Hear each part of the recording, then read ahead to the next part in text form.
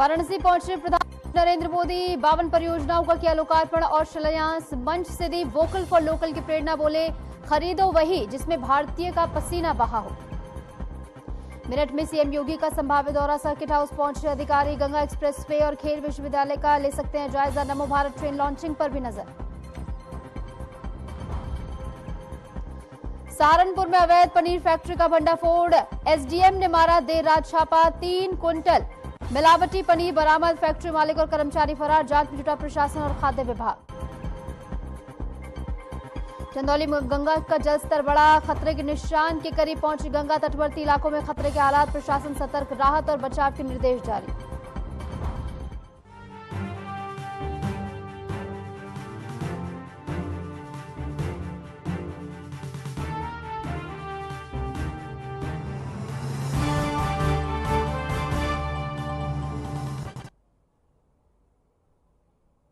नमस्कार, मैं हूं आपके साथ निशु शर्मा और आप देख रहे हैं हमारा खास बुलेटिन हमारा उत्तर प्रदेश। चलिए शुरुआत करेंगे। वाराणसी में प्रधानमंत्री नरेंद्र मोदी अपने संसदीय क्षेत्र के 51वें दौरे पर हैं। यहां उन्होंने 2183.45 करोड़ की 52 परियोजनाओं का लोकार्पण और शिलान्यास किया है। इसी के साथ प्रधानमंत्री मोदी ने दिव्यांगों को स्पोर्ट्स व्हील चेयर भी प्रदान की है। प्रधानमंत्री मोदी ने काशी के मंच से स्वदेशी चीजों को अपनाने की अपील भी की है। उन्होंने कहा कि वोकल फॉर लोकल मंत्र को अपनाना होगा। प्रधानमंत्री नरेंद्र मोदी ने कहा कि केवल वही सामान खरीदे जिसे बनाने में किसी भारतीय का पसीना लगा है। दुनिया अस्थिर दौर से गुजर रही है, ऐसे में हमारा फर्ज है कि हम स्वदेशी माल को खरीदें और स्वदेशी माल ही बेचें। सुनिए क्या कुछ कहा गया। साथियों, ऑपरेशन सिंदूर जवानों के पराक्रम का वो पल और आज किसानों को प्रणाम करने का अवसर। आज यहां एक विराट किसान उत्सव का आयोजन हो रहा है। देश के 10 करोड़ किसान भाइयों बहनों के खातों में 21,000 करोड़ रुपए पीएम किसान सम्मान निधि के रूप में भेजे गए हैं। और जब काशी से धन जाता है ना, वो तो अपने आप प्रसाद बन जाता है। 1000 साल पहले अपनी शिव भक्ति और शैव परंपरा के जरिए राजेंद्र चोल ने एक भारत श्रेष्ठ भारत का उद्घोष किया। आज काशी तमिल संगमम जैसे प्रयासों के जरिए हम उसे आगे बढ़ाने का एक नम्र प्रयास कर रहे हैं। और मैं जब अभी गंगईकोंडा चोलापुरम गया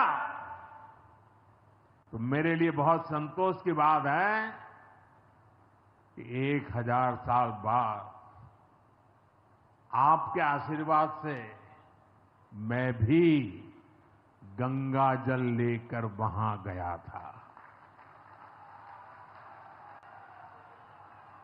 मां गंगा के आशीर्वाद से बहुत ही पवित्र माहौल में वहां पूजा संपन्न हुई। गंगा जल से वहां जलाभिषेक करने का सौभाग्य प्राप्त हुआ। साथियों, जीवन में ऐसे अवसर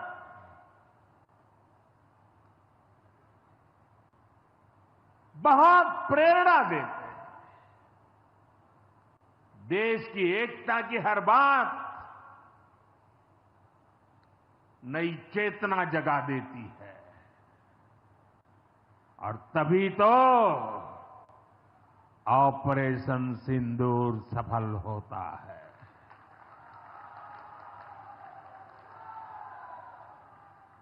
एक 140 करोड़ देशवासियों की एकता ऑपरेशन सिंदूर की ताकत बन जाती है।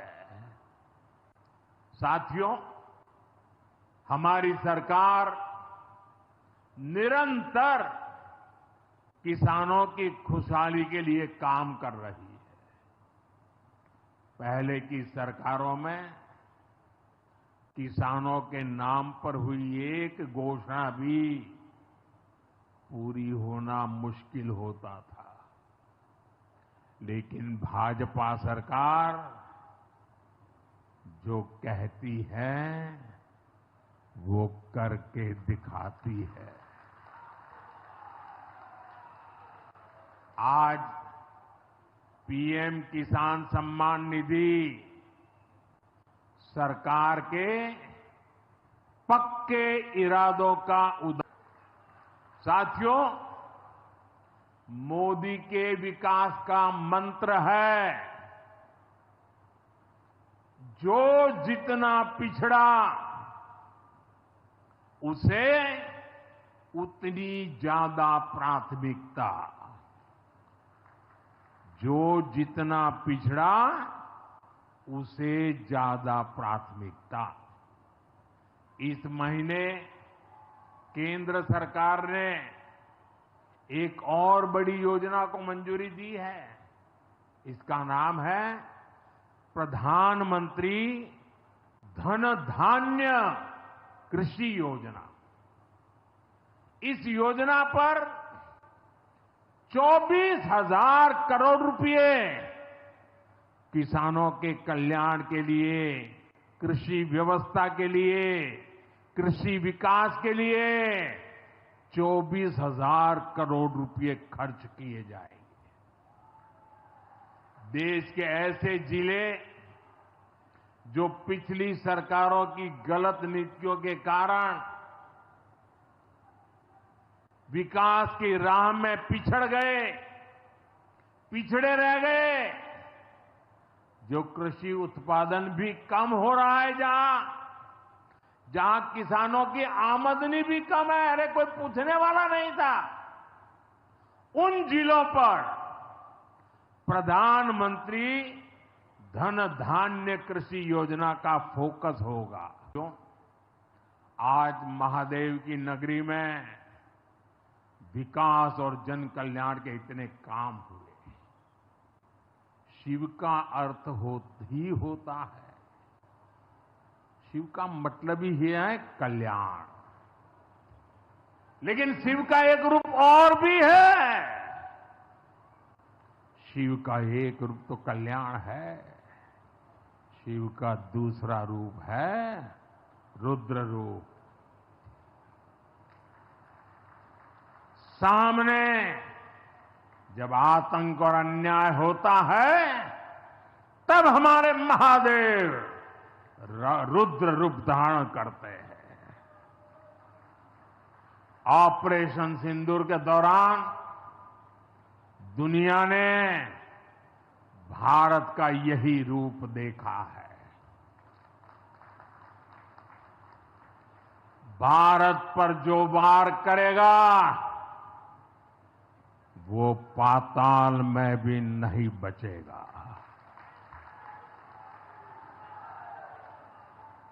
लेकिन भाइयों बहनों, दुर्भाग्य से ऑपरेशन सिंदूर की सफलता पर हमारे देश के कुछ लोगों को भी पेट में दर्द हो रहा है।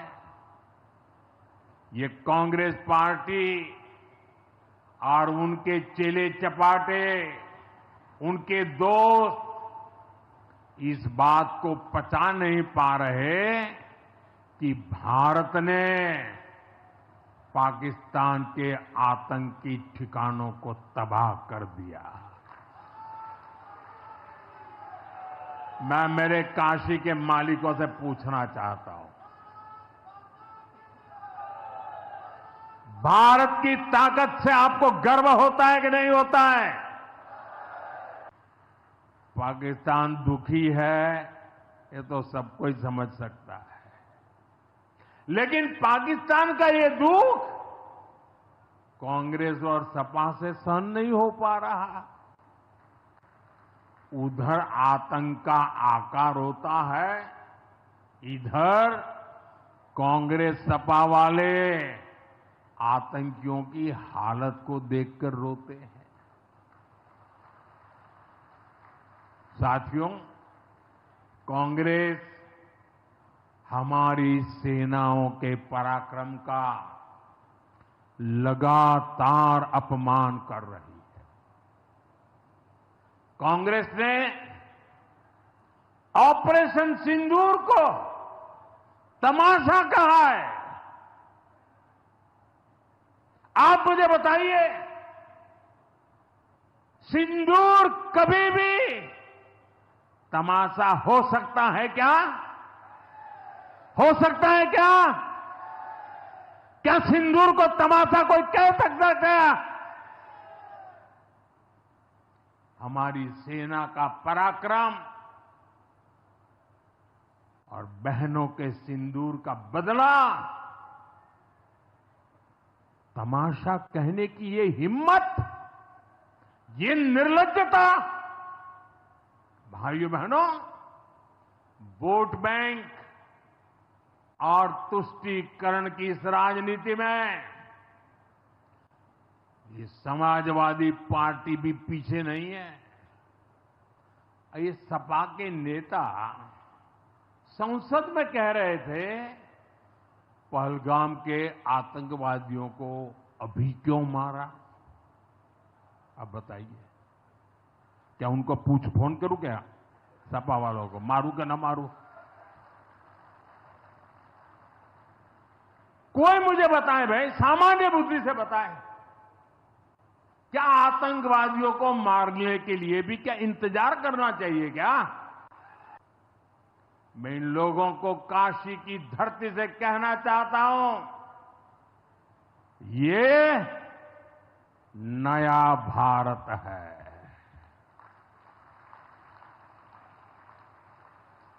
ये नया भारत भोलेनाथ को भी पूजता है और देश के दुश्मनों के सामने काल भैरव भी बन जाता है। ऑपरेशन सिंदूर के दौरान भारत के स्वदेशी हथियारों की ताकत पूरी दुनिया ने देखी है।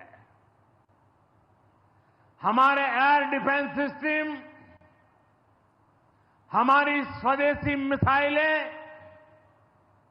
स्वदेशी ड्रोन्स, इन्होंने आत्मनिर्भर भारत की ताकत को साबित किया है। खासकर हमारी ब्रह्मोस मिसाइलें, इनकी दहशत भारत के हर दुश्मन के भीतर भर गई है।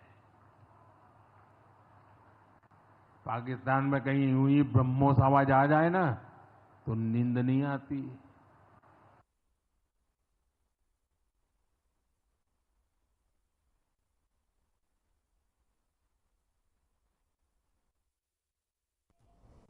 प्रधानमंत्री नरेंद्र मोदी ने शनिवार को अपने संसदीय क्षेत्र वाराणसी में पीएम किसान सम्मान निधि की 20वीं किश्त जारी की। इससे पहले पीएम मोदी ने 52 विकास परियोजनाओं का लोकार्पण और शिलान्यास किया। बीजेपी नेताओं और कार्यकर्ताओं ने प्रधानमंत्री का जोरदार स्वागत यहां पर किया। काशी बौद्धिक जनों की नगरी है। आज जब हम आर्थिक प्रगति की बात कर रहे हैं तो मैं आपका ध्यान वैश्विक हालातों पर भी ले जाना चाहता हूं।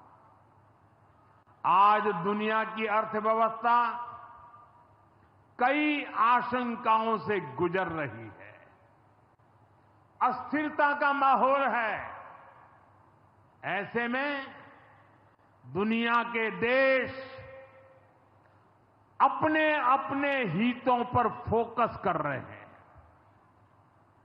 अपने अपने देश के हितों पर ध्यान केंद्रित कर रहे हैं। भारत भी दुनिया की तीसरी सबसे बड़ी अर्थव्यवस्था बनने जा रहा है। इसलिए भारत को भी अपने आर्थिक हितों को लेकर सजग रहना ही है। हमारे किसान, हमारे लघु उद्योग, हमारे नौजवानों के रोजगार, इनका हित हमारे लिए सर्वोपरि है। सरकार इस दिशा में हर प्रयास कर रही है, लेकिन देश के नागरिक के रूप में भी हमारे कुछ दायित्व है। और ये बात सिर्फ मोदी नहीं, हिंदुस्तान के हर व्यक्ति ने दिन में हर पल बोलते रहना चाहिए, दूसरे को कहते रहना चाहिए। जो देश का भला चाहते हैं, जो देश को तीसरे नंबर की इकोनॉमी बनाना चाहते हैं, ऐसा कोई भी राजनीतिक दल हो, कोई भी राजनेता हो, उसने अपने संकोच को छोड़ करके देश हित में हर पल, हर बार, हर जगह देशवासियों के अंदर एक भाव जगाना होगा। नरेंद्र मोदी की ओर से जो सौगात दी गई है वो ग्राफिक्स के माध्यम से आपको दिखा रहे हैं, जहां पर काशी के कायाकल्प की शुरुआत अब होती हुई नजर आएगी।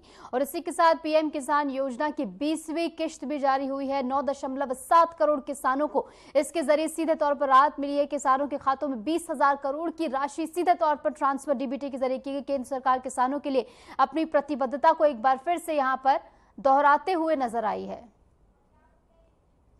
वाराणसी में गंगा के उफान पर प्रधानमंत्री नरेंद्र मोदी की नजर बनी हुई है। बाढ़ की चुनौती को लेकर प्रधानमंत्री मोदी ने आज मंडलायुक्त और जिलाधिकारी से सीधे बात कर हालात की जानकारी ली है।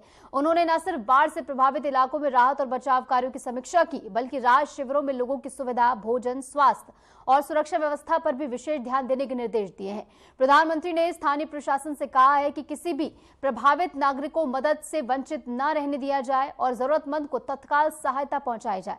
प्रधानमंत्री की सक्रियता से प्रशासनिक अमले की जिम्मेदारी और बढ़ गई है। वहीं लोगों को भी सरकार से राहत की उम्मीद अब मजबूत हुई है।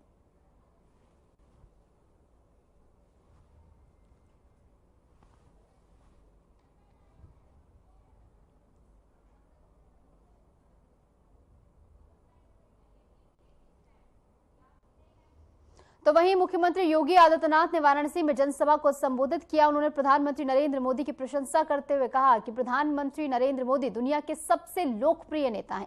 पिछले 11 वर्षों में 4 दर्जन से ज्यादा देशों ने उन्हें अपना सर्वोच्च नागरिक सम्मान दिया है। मुख्यमंत्री ने कहा कि ये पूरे देश के लिए गर्व की बात है कि काशी जैसे ऐतिहासिक शहर का प्रतिनिधित्व खुद प्रधानमंत्री नरेंद्र मोदी कर रहे हैं। मुख्यमंत्री ने प्रधानमंत्री के नेतृत्व को भारत के उज्जवल भविष्य और विश्व में उसकी मजबूत पहचान से जोड़ा और कहा कि काशी के लोगों के लिए गर्व और सौभाग्य की बात है। आदरणीय प्रधानमंत्री जी दुनिया के सबसे लोकप्रिय राजनेता हैं। आपने देखा होगा पिछले 11 वर्ष में दुनिया के 4 दर्जन से अधिक देशों ने अपना सर्वोच्च नागरिक सम्मान आदरणीय प्रधानमंत्री जी को समर्पित किया। लोक कल्याण के लिए, विश्व कल्याण के लिए उनकी दूरदर्शिता का लोहा आज पूरी दुनिया मानती है। और उसका परिणाम अभी हाल ही में जुलाई मास में आपने देखा होगा, घाना, त्रिनिदाद एंड टोबैगो, ब्राजील तथा नामीबिया ने भी अकेले 4 देशों ने जुलाई मास में अपना सर्वोच्च नागरिक सम्मान आदरणीय प्रधानमंत्री जी को समर्पित करके 140 करोड़ भारतवासियों को गौरव के साथ आगे बढ़ने के लिए एक नए भारत को किस रूप में हम आगे बढ़ाएंगे, इसका एक नया विजन दिया है। ये हमारा सौभाग्य है कि देश की संसद में आदरणीय प्रधानमंत्री जी इस अविनाशी काशी का प्रतिनिधित्व करते हैं। काशी जिसके बारे में आदरणीय प्रधानमंत्री जी ने स्वयं इन शब्दों में व्यक्त किया है कि काशी की आत्मा सनातन है और आत्मीयता वैश्विक है। काशी पिछले 11 वर्षों में नूतन और पुरातन के साथ ही आध्यात्मिकता और आधुनिकता का एक नया संगम के रूप में दुनिया के लिए आकर्षण का केंद्र बनी हुई है। यह पहली बार हुआ होगा जब कोई प्रधानमंत्री अपने क्षेत्र में 51वां बार उपस्थित हो रहा होगा। और उपस्थित अन्नदाता किसान बहन और भाइयों, आदरणीय प्रधानमंत्री जी की आज काशी में उपस्थिति और उनका मार्गदर्शन इस सावन के पावन मास में ऐसे समय में हुई है जब बहनों और भाइयों पूरी दुनिया ने ऑपरेशन सिंदूर के माध्यम से भारत के सामर्थ्य और भारत की शक्ति का एहसास किया है।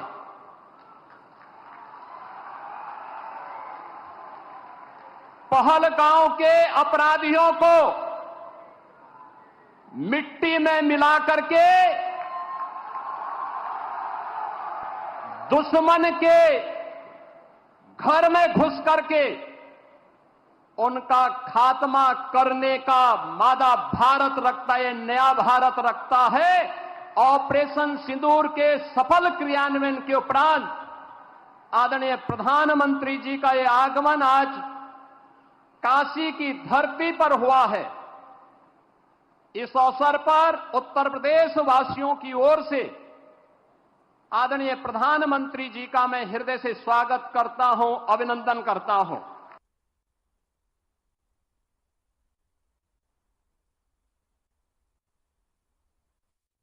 और इस बीच मेरठ से एक बड़ी खबर आ रही है। आपको बता दें, सीएम योगी आदित्यनाथ के दौरे की तैयारियां तेज होती हुई नजर आ रही हैं। सर्किट हाउस अफसर पहुंचे हैं। बताया गया है गंगा एक्सप्रेसवे खेल विश्वविद्यालय का जायजा ले सकते हैं सीएम योगी। बताया जा रहा है नमो भारत ट्रेन की लॉन्चिंग पर भी उनकी निगाहें बनी हुई है। विकास परियोजनाओं की समीक्षा मुख्यमंत्री करते हुए नजर आएंगे। अधिकारियों में दौरे को लेकर फिलहाल हड़कंप मचा हुआ है। तो मेरठ में मुख्यमंत्री योगी आदित्यनाथ के संभावित दौरे को लेकर प्रशासनिक गतिविधियां इस समय तेज होती हुई नजर आ रही हैं। सर्किट हाउस में अधिकारी लगातार निरीक्षण कर तैयारियों की समीक्षा कर रहे हैं। मुख्यमंत्री योगी आदित्यनाथ के इस दौरे में गंगा एक्सप्रेसवे और इसी के साथ खेल विश्वविद्यालय जैसे महत्वाकांक्षी परियोजनाओं का स्थलीय निरीक्षण शामिल है।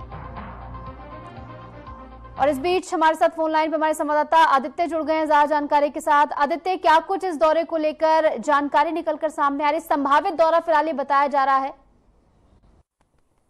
बिल्कुल बिल्कुल, मुख्यमंत्री योगी आदित्यनाथ 4 अगस्त को मेरठ आ सकते हैं। उनके संभावित दौरे को लेकर जो है अधिकारियों ने तैयारी तेज कर दी है। जिले में कई स्थानों पर तैयारियां चल रही हैं। मुख्यमंत्री विकास कार्य और कानून व्यवस्था की समीक्षा करेंगे।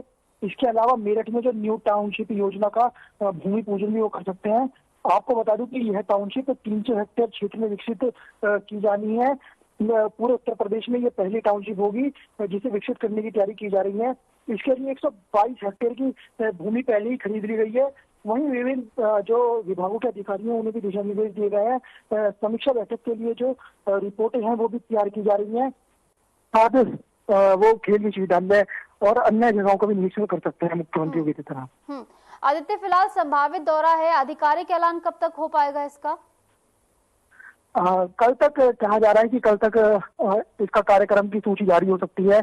अब वो शासन स्तर पर ही होना है, तो देखा जा सकता है कि कल तक शायद ये आधिकारिक सूचना आ जाए।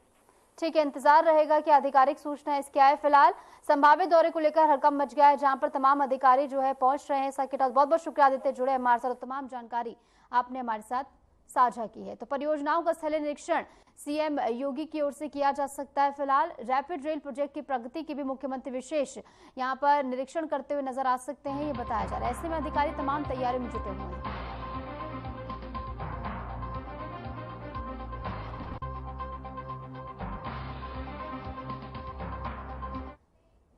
खबर गाजियाबाद से है, जहां श्रावण माह में धार्मिक मर्यादाओं के उल्लंघन पर सियासत इस समय गर्मा गई है। लोनी विधायक नंद किशोर गुर्जर ने पुलिस आयुक्त गाजियाबाद को एक सख्त पत्र लिखकर मीट दुकानों, ध्वनि प्रदूषण और अतिक्रमण जैसे मुद्दों पर त्वरित कार्रवाई करने की मांग की है। विधायक ने प्रशासन से यह भी कहा है कि श्रावण माह की पवित्रता को ठेस पहुंचाने वालों के खिलाफ कड़ी से कड़ी कार्रवाई की जाए। उनका आरोप है कि कुछ धार्मिक और व्यावसायिक गतिविधियां जानबूझकर माहौल को बिगाड़ने की नीयत से संचालित की जा रही हैं। विधायक ने मस्जिदों से होने वाले ध्वनि प्रदूषण, लोनी तिराहे पर हो रहे अतिक्रमण और खुले मांसाहारी प्रतिष्ठानों को लेकर गहरी नाराजगी जताई है। साथ ही जमीयत उलेमाए हिंद की कथित संलिप्तता की जांच की मांग भी उनकी ओर से की गई है।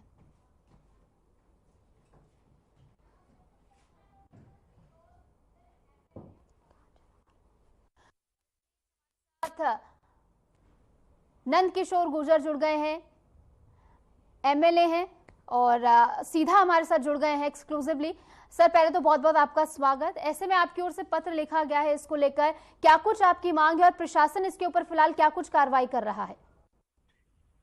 देखिए, कार्रवाई हमारे यहाँ होती है, लेकिन हमें सूचना मिली, मैं अभी लखनऊ था तो सूचना ये आई कि अभी ये कहा कि कांवड़ यात्रा पूरी हो गई है और श्रावण मास जो है वो समाप्त हो गया है।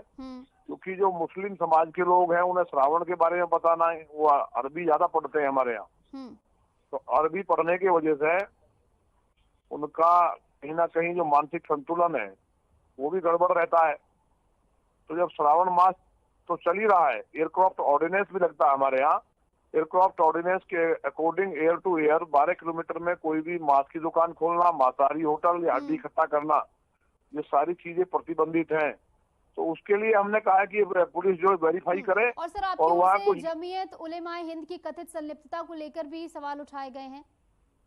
हाँ, ये तो है ही। अभी देखा आपने जो मुंबई ब्लास्ट वाले मामले में इन्होंने खुद को सरे लिया कि हमने वहाँ उनको वकील खड़े किए और जो आतंकवादी थे उनके पक्ष में खड़े हुए, और जमीयत के लोग लगातार एंटी नेशन जो उनके बयानबाजी और लगातार काम कर रहे हैं, इसके लिए भी सूक्ष्मता से इसकी जो हमारी जो एजेंसीज हैं वो जांच कर लें कि इनकी गतिविधियां क्या है, इनको फंडिंग कहाँ से हो रही है। क्योंकि जमीयत के लोगों ने जाकर थानों में जाकर के हंगामा किया और लाउड स्पीकर की आवाज को बहुत तेज करने के साथ साथ अधिकारियों पर दबाव बनाने की कोशिश की। तो लौनी में बर्दाश्त नहीं कर सकते हम। अगर कोई इस तरह करेगा तो लौनी में नहीं रह पाएगा। हमने साफ कहा है, वो दिल्ली जाए कहीं और जाए, लौनी में वही रहेगा जो कायदे से रहेगा, जो सरकार की मंशा है और जो संविधान है उसके अनुसार रहना होगा। बिल्कुल, इंतजार रहेगा प्रशासन क्या कुछ कार्रवाई करता है। फिलहाल बहुत बहुत शुक्रिया सर, जुड़े आप हमारे साथ और इस मसले पर आपने हमारे साथ चर्चा की। और फिलहाल के लिए हमारे इस खास बुलेटिन में इतना ही। नमस्कार।